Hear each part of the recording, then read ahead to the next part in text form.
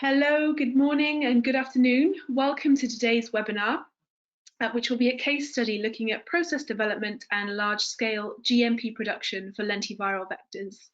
For those of you who don't know me, I'm Nicola Ambler, editor for Facilitate Exchange, which Facilitate's digital content hub dedicated to advanced therapies and their commercialization. Today, we're going to be discussing the productivity, the quality, and the optimization of lentiviral production. And before we begin, I'd like to just say a huge thank you to the panel for giving us your time today. Sharing experience and knowledge from leaders like yourselves is so important for the growth of our industry. I also want to remind the audience that this is an interactive session, so all of your questions are very much encouraged. In order to submit a question to the panel, please use the function in your control panel, the question function in your control panel, and we will address all of those at the end of the presentation. But right now, I am going to hand straight over to the first of our three speakers today, Luca Ricci, who is the CBO at MolMed. And Luca is going to start by giving you an overview of the company. So Luca, over to you.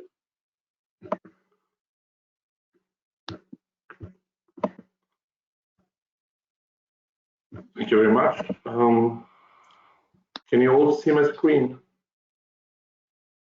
I think so. Excellent.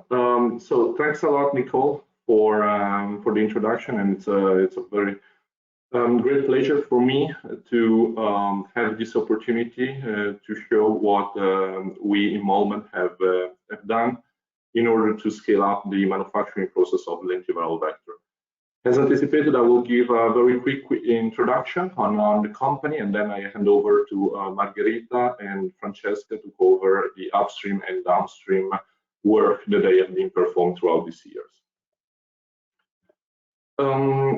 So for those of you who don't know MolMed, we are a pure player in this field and one of the pioneers. We have been founded more than 20 years ago. Initially, we were a pipeline company, but more and more we transitioned to the CDMO business, and as a matter of fact now, we are mostly a CDMO in this industry with over 35 different programs for customers.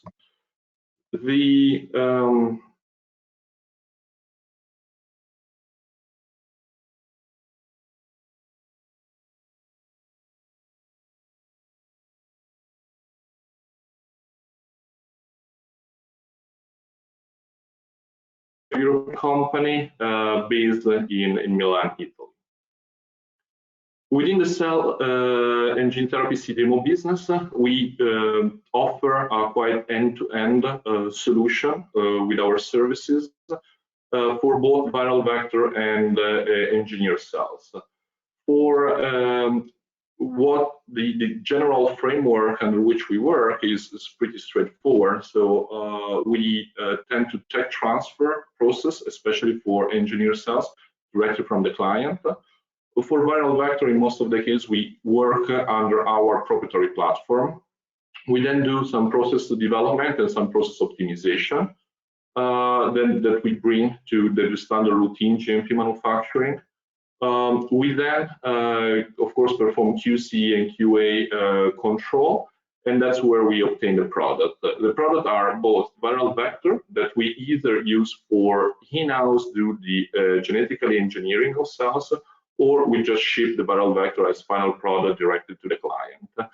And in case of engineered cells, of course, we ship them directly to the final users of the clinical centers.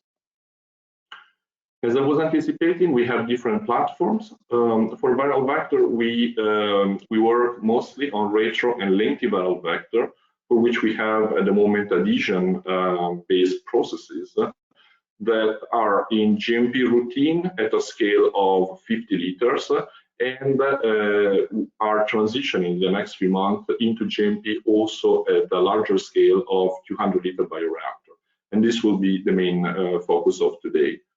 On the other side, in the cell engineering space, our main capabilities are both around T-cell transduction and also CD34 cell manipulation for rare diseases.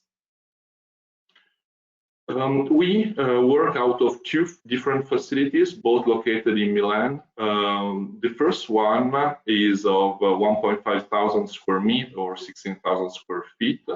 And this has been authorized since a long time, 2003 for clinical program and 2015 for commercial application.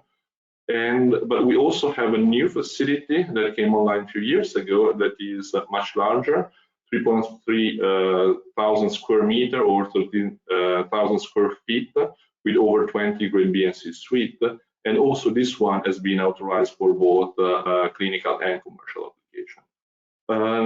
But also I would like to stress the fact that we are expanding in this new site with almost other 2,000 square meters in the next couple of years that will give us sufficient space for also performing large-scale manufacturing of 200 liter or much more than that.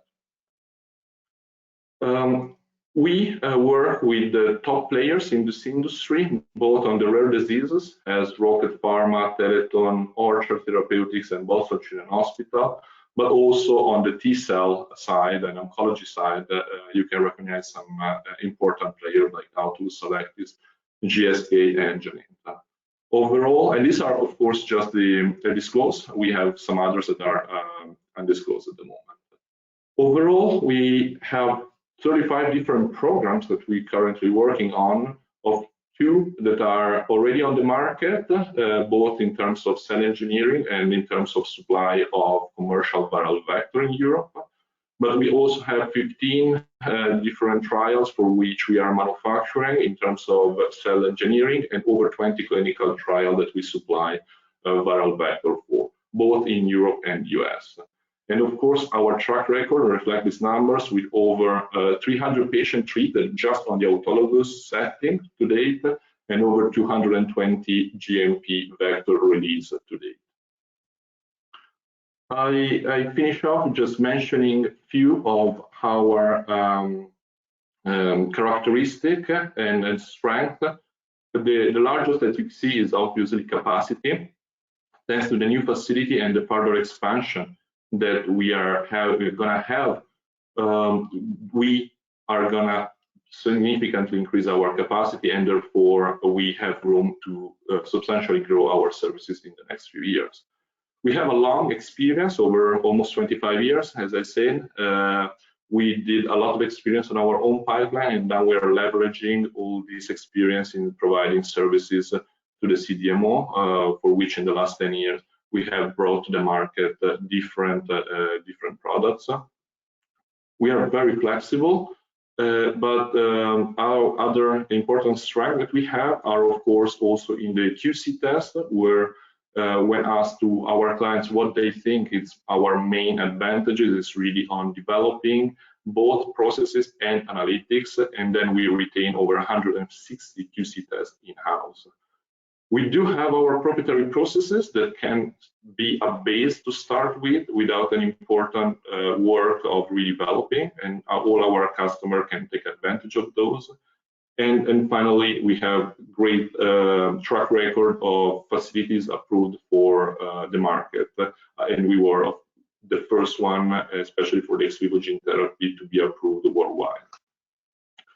So with this, I hand it over to Margherita, that will give some more insight about the upstream of our processes and the transition from cell factories to large-scale bioreactor.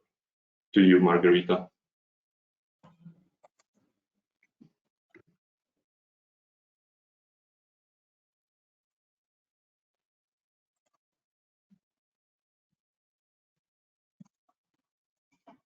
So good afternoon. Now I will go into the details of the MolMed lentiviral vector production processes. First of all, I will describe the process performed with the cell factories. It is a 48-liter process that have been developed in MolMed and has been already transferred to the GMP manufacturing. We are and is currently running in GMP for the manufacturing of commercial and clinical batches. In this slide and in the scheme is depicted the main step of the process. Is a process performed with an adherent cell line, HEC293T. We perform cell towing and expansion in cell factories. The transfection that is performed with 4 plasmids, and we use as a transfection agent the PEI Pro. Then we perform the harvest of the bulk vector. The bulk vector is clarified in order to eliminate cell debris. And then there is a step of benzonase addition in order to degrade residual DNA. Then the bulk vector undergoes to the downstream process with a step of ionic exchange chromatography, a step of concentration by holofibers, and a step of size exclusion chromatography, in which also we performed the change of the buffer in order to have the final vector in the correct resuspension buffer. We start with a bulk vector of 48 liters, and the final filled vector volume is of about 500 ml. Here are reported the data that we obtain in all the batches that have been produced in MolMed in terms of infectious viral titer and physical viral titer. In the upper part are presented the data of the bulk vector supernatant, while in the lower part the data of the final filled vector. Of notice, we obtain about an average of 4×10⁷ TU per ml in the bulk vector and an average of 7×10⁸ TU ml in the final filled vector. We also deeply characterize our vectors in terms of residuals, and in particular for the presence of host cell proteins, total DNA, and residual BSA, both in the bulk vector supernatant and in the final vector. And we demonstrate that the downstream process is able to remove more than the 90% of the residuals.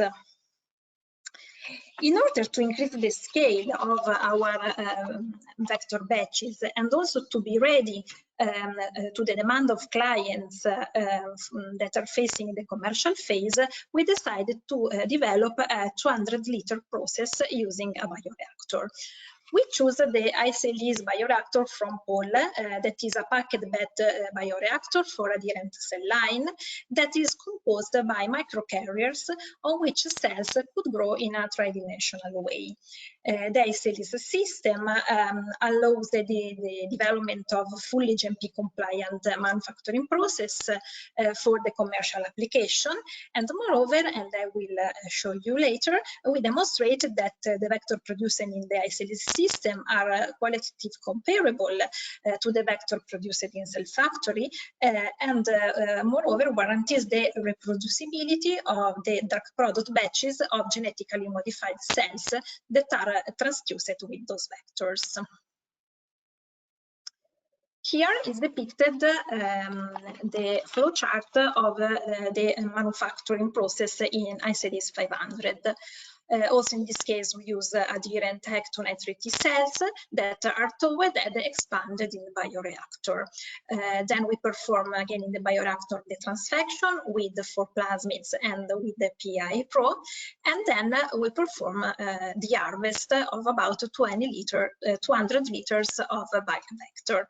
We add benzonase and perform the clarification in order to eliminate the cell debris.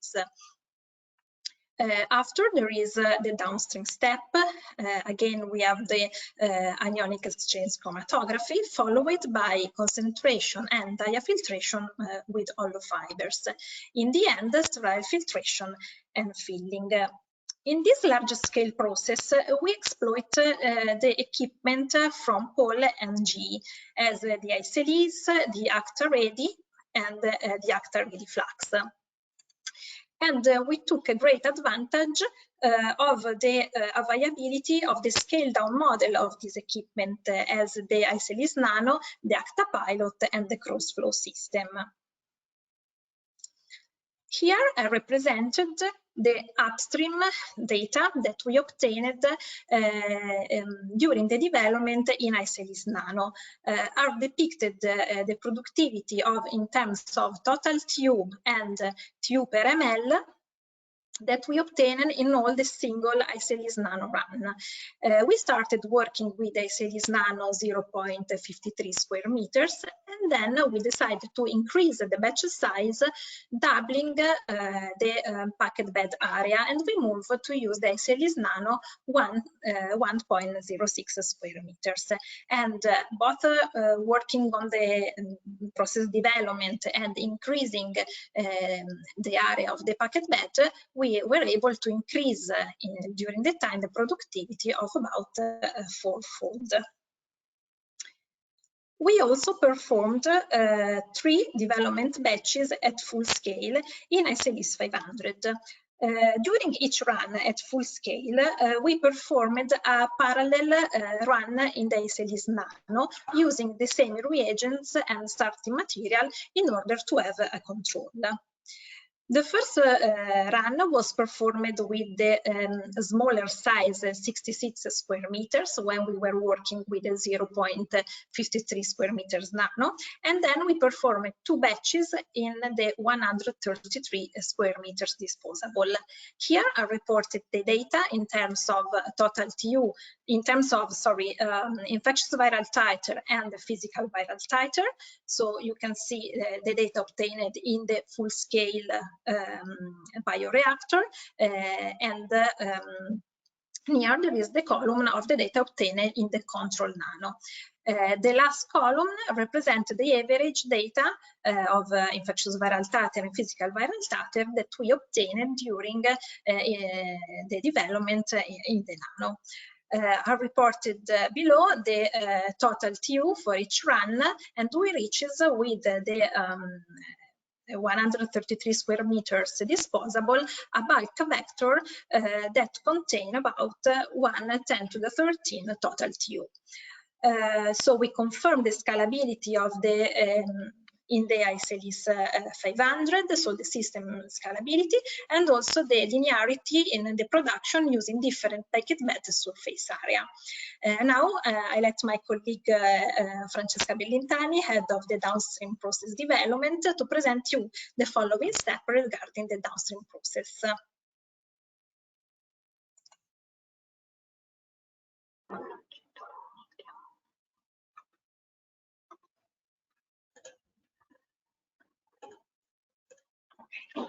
Io sono in muto.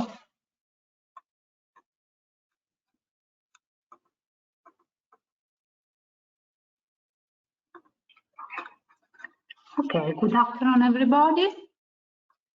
So before focusing on the details of the MolMed downstream process, I wanted to give you an overview of the different downstream strategies that can be used to accommodate material with different characteristics received from the upstream phases. For example, different culture conditions that can be represented by the use of adherent or suspension cell line, or by the use of transient or stable producers, can have an impact on the residual levels. In addition, the presence of serum and other additives during the growth results in different residual contaminants pattern in the bulk material, and therefore drives the design of the purification strategies differently. The presence of the vector in the cell supernatant or in the cell lysates will impact on the clarification strategies, because we will need to take care of the removal of all cells or of cell debris. And different levels of host cell proteins, of DNA, or of process-related contaminants, such as residual BSA, residual benzonates, or other additives that we added during the process, will drive the selection of the appropriate chromatography step. So we can either use ion exchange chromatography, size exclusion, affinities, or even other ligands, depending on the needs of the process. TFF can be used for the polishing, for concentration, or for formulation of the buffer, of the vector in the correct buffer.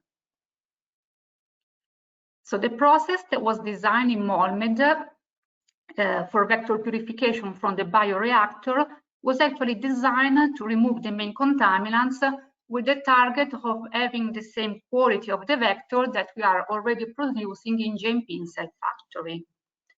For this aim, we use ion exchange chromatography as a first step, and this step captures and concentrates lentiviral vectors and removes contaminants. Especially is very good for the removal of host cell protein, BSA, and DNA contaminants.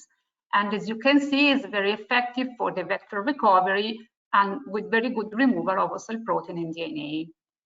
The following concentration and diafiltration step that we perform using TFF, using hollow fiber, of course has the aim to concentrate lentiviral vector and again to polish and reduce host cell protein, DNA, and other protein contaminants.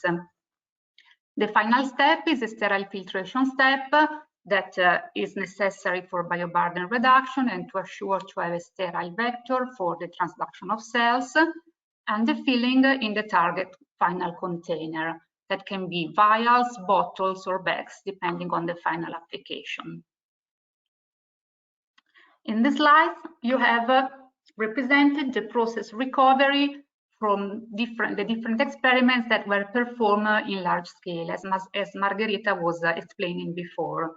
We have performed one run with ICD 66 square meters, where you can see from the total bulk, from the total TU present in the bulk, we have a final 24% recovery, considering the clarification and all the downstream steps.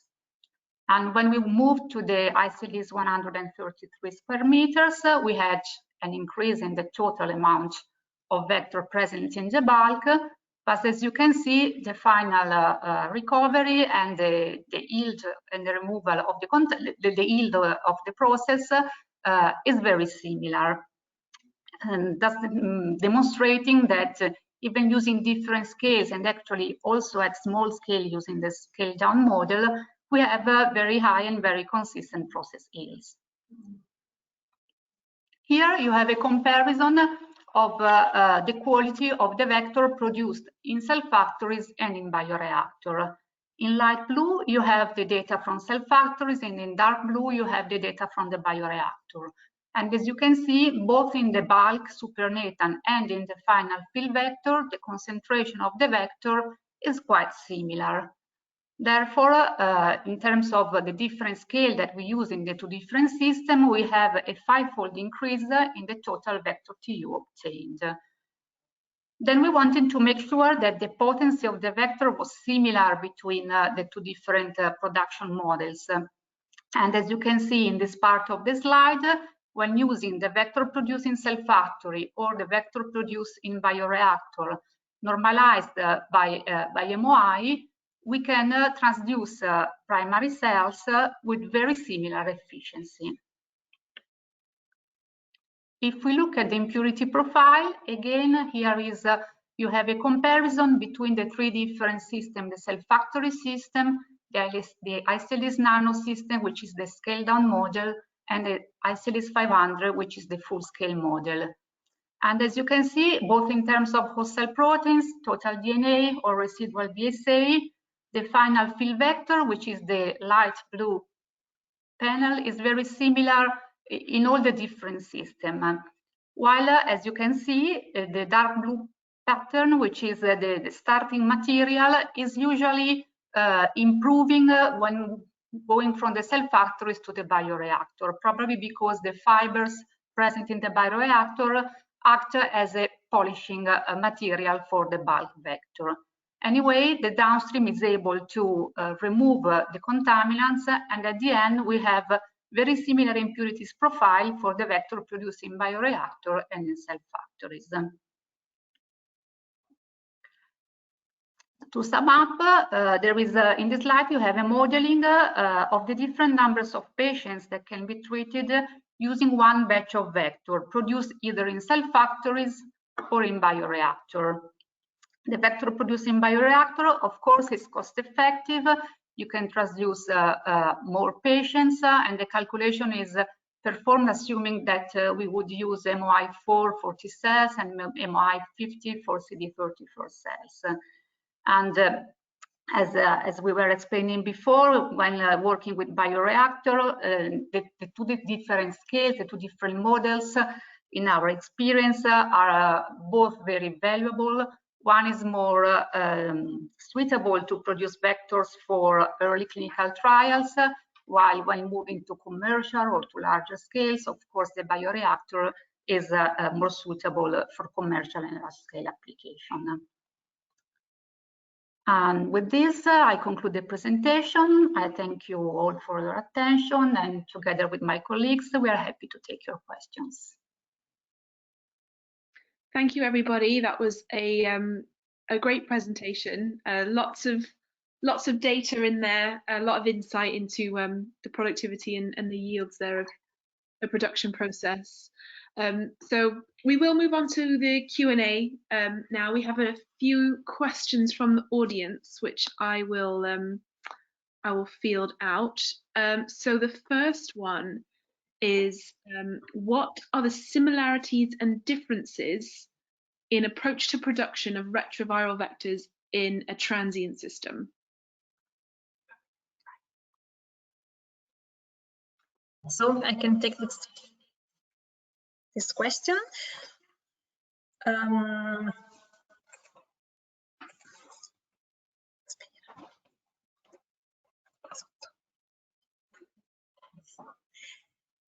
Okay.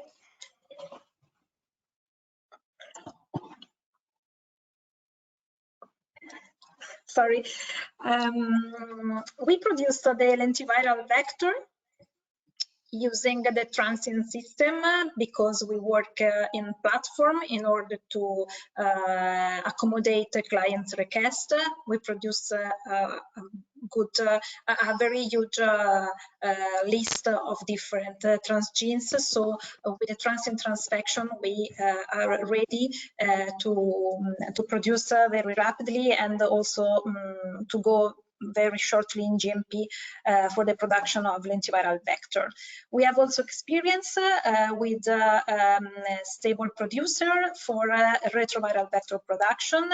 We have experience in the use of the bioreactor SCDS 500 for the production of a retroviral vector, and we obtain very good results, and also in those cases very comparable with the process that had been established in the sub-factories.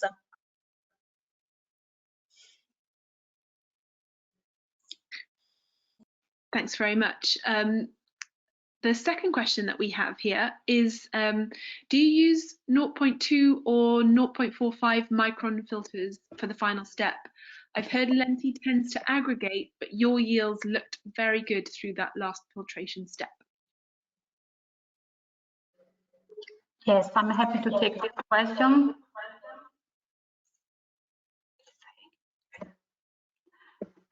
Yes, we had to put a lot of effort to optimize the sterile filtration step. We actually are using 0.2 final pore sizes for filtration, and this is a requirement to make sure that the final vector is sterile. And we worked a lot on vector concentration, on vector formulation, and on selection of the correct membrane area and membrane material in order to be able to obtain good results in a filtration step. But it is one of the most challenging steps in the downstream part.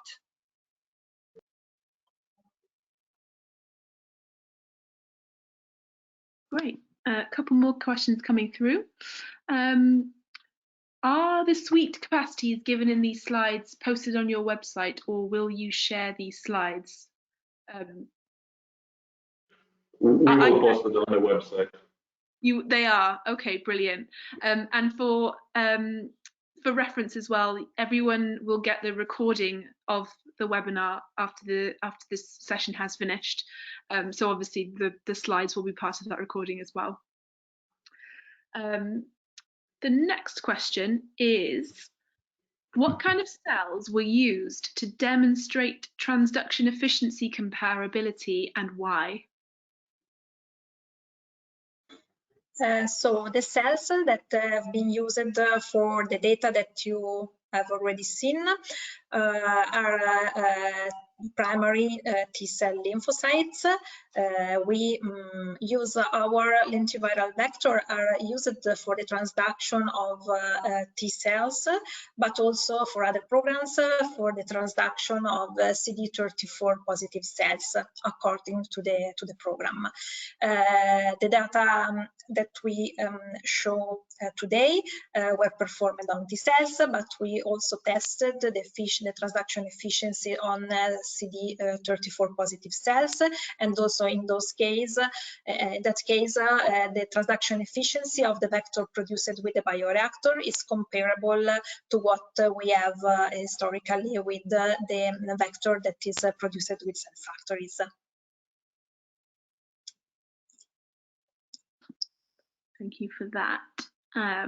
We have another question just come in. Do you produce the plasmids used for the transfection, or are they outsourced? So the plasmids that we use for the transfection are outsourced, and sometimes for some clients we use client's plasmid. We have also our proprietary plasmids that could be used for the lentiviral vector production. Brilliant. Francesca, this is for you. The question asks, Francesca mentioned that vials and bags of different sizes are used for storage. How were the fill finish challenges dealt with to address these different containers? Interesting. Yes. We actually historically have been filling our vectors mainly in vials, and recently we have been requested to switch from vials to bags, and this is something we are dealing with, we are working on, because it would allow to have a closed system going from vector to cells. So we are working in order to be able to accommodate the request to fill in bags. And it really depends on the final destination of the vector. If the vector will be used to transduce cells, and then it really depends on the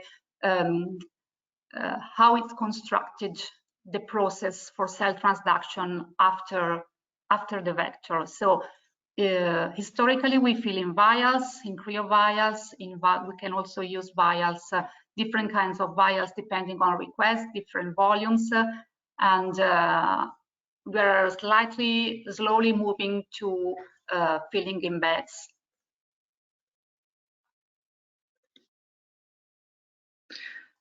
Brilliant, thank you. We had a few more come in as well, so thank you for all your questions. This question asks, why choose weak DEAE exchanges over strong QA-AEX in the downstream process? So the use of a DAE as a weak anion exchange is due to the fact that lentiviral vectors are sensitive to salt concentration. We try to switch to stronger anion exchanges, but the amount of salt needed for virus solution would have a negative impact on the infectivity of the vector in our experience. With DAE, we have very good results. We maintain vector infectivity throughout all the process with no problems, and this is why we are mainly working with weak anion exchange and not strong anion exchange. When working with different kinds of vectors which are less sensitive to salt or harsh conditions, we are exploring the possibility to move to stronger anion exchange, but at the moment not for lentiviral vectors. Thanks for that. Another question we've just got says, great presentation. How long does the downstream processing take? And did you notice self-inactivation during the process due to the shear stress? So the downstream process takes a couple of days. And as mentioned before, the lentiviral vectors are sensitive to a number of different conditions, temperature, salt, pH. So we have constructed and designed the lentiviral vector downstream process in order to take care of all these parts. So we try to keep the process refrigerated as much as possible. We avoid the use of extreme pH when the vector is during vector purification. And we never actually had problems with shear forces using TFF systems. And we have very good recoveries from the concentration and ultrafiltration steps. But it is really depending on the vector and on the sensitivity. It has two different conditions.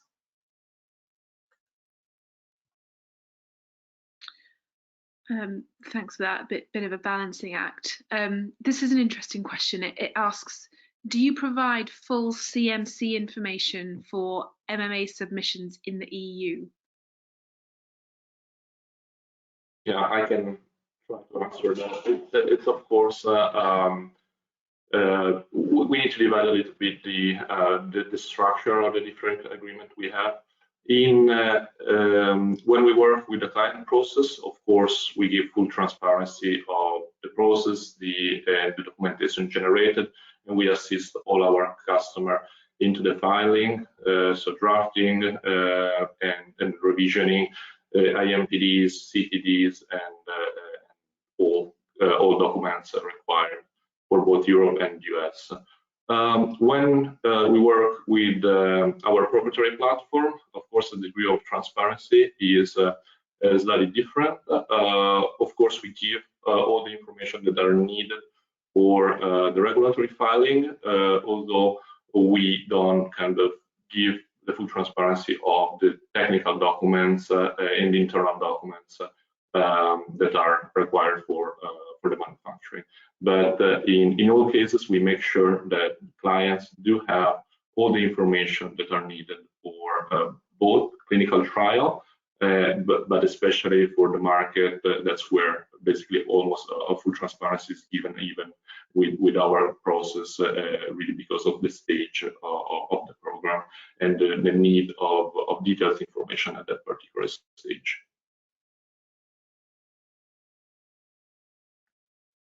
Thanks, Luca. We have got another question here, and that is, how do you detect the TU of lentivirus, transduce 293T or T-cell? So the titration method that we use in MolMed exploit the use of SEM cells that are lymphoid. It is a stable cell line, and there is the reference cell line that we use that is representative of our target cells, T cells or hematopoietic stem cells.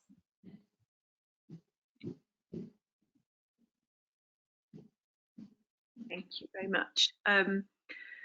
The last question, unless anybody has got any more to submit in from the audience, is where is further work needed in terms of improving integration, both between individual unit operations and upstream and downstream bioprocessing as a whole?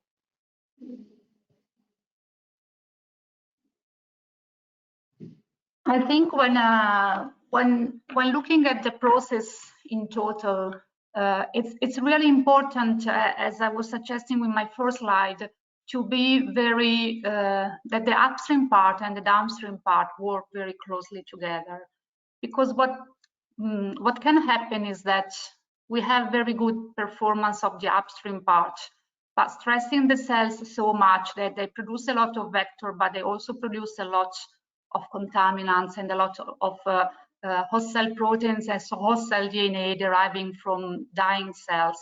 And this would have a big impact, a huge impact on the downstream part. So it really needs to be balanced, the healthiness of the cells to produce vectors, produce a good amount of vectors, and then making sure that you don't stress the cells too much in order to be able to recover most of the vector with very low levels of contaminants. To me, this is one of the most important parts. And then when scaling up for the downstream part, when scaling up, it really needs to be designed in order to have an appropriate scale down model and an appropriate scale up model, and the possibility to keep the process as close as possible in order to have low bioburden and having less problems when doing the sterile filtration step. And I don't know if Margherita has something to add for the upstream part. Yes, so as Francesca has mentioned, upstream and downstream are strictly connected. So in particular during the development of the process, who is working in the upstream has to take into consideration that each single change could affect the downstream yield. We know it very well. So you have always to take into consideration that the goal is not only to have the highest productivity, but also to have the better quality, the best quality for the vector in terms of residuals and cell proteins, total DNA, in order not to affect the yield of the downstream. Brilliant, thanks both. We've had another question come in the meantime. Is there a DMF filed in the US to describe your process to an FDA reviewer? Interesting. No, as I mentioned, at the moment we don't go through DMF, also because most of our clients are both European and US, and in Europe currently there is no use of DMF, so we need to put all the information in the IMPD or CTD, and so it would be kind of unbalanced, the management of US and Europe. Therefore, we have a set of documentation that we give for clinical trial and a broader set of documentation that we give for commercial application, but this is all given directly to the customer, and then they will put that into the regulatory filing and keep them updated. Of course, we inform them throughout any change that we have, and also the other way around, we always get informed in terms of the status of the filing in order to release, but also we release viral vector in most of the case against the PSF, whereas the drug product is of course released against the regulatory filing, and therefore that's where our QP need complete visibility on the status of such documents. So we don't go through DMF, we just give the information directly to the customer. Thanks for that transparency, Luca. We've got a question here, or could be a challenge. Your recoveries for the 3 stages, 67, 57 and 75% suggest a 29% overall recovery. The question is, can this be improved to over 50% in the near term? Of course, we are working on the improvement of each single downstream step. Our target was to have a process ready for GMP, and this is a starting point. And we have in MolMed we have a development team, and we are continuously working to improve the process, to improve the single steps, and each improvement will be then implemented throughout changes into the GMP process. So of course the correct question is yes, there's room for improvement. As always, we are looking into different resins for chromatography. We are looking into different formulation for the sterile filtration step. We are looking into different filters, both for clarification and for sterile filtration. So we are continuously working to improve the process, and whenever we find an improvement, we make sure that that step is robust enough to be introduced in GMP, and then we move it to GMP. Brilliant, thank you. I think this might be the last question now, unless anyone wants to submit any while we're answering this final one. But this question asks, what are the disadvantages and advantages of lentiviral production with adherent cell lines compared to suspension?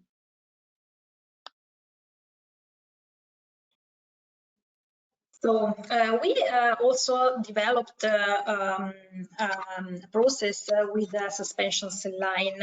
It depends on the application. Historically, in MolMed, we are working with the lentiviral vector for ex vivo gene therapy. And for this application, the adherent cell line are a good choice because the process will give a higher titer and and a vector with high infectivity. Of course, there is the presence of FPS in this kind of culture that with the suspension could be avoided. The suspension production of vector is more suitable for in vivo gene therapy. There is the complete absence of animal-derived components in the reagents, and so both the system are useful and for the gene therapy depending on the application. So we are now working, we are developing at a smaller scale a process with the suspension cell line in order to be able to offer both the possibilities. Maybe, Margherita, if I can also integrate a little bit that it's of course depending on whether the process still foresee a transfection step or it's on a stable cell line.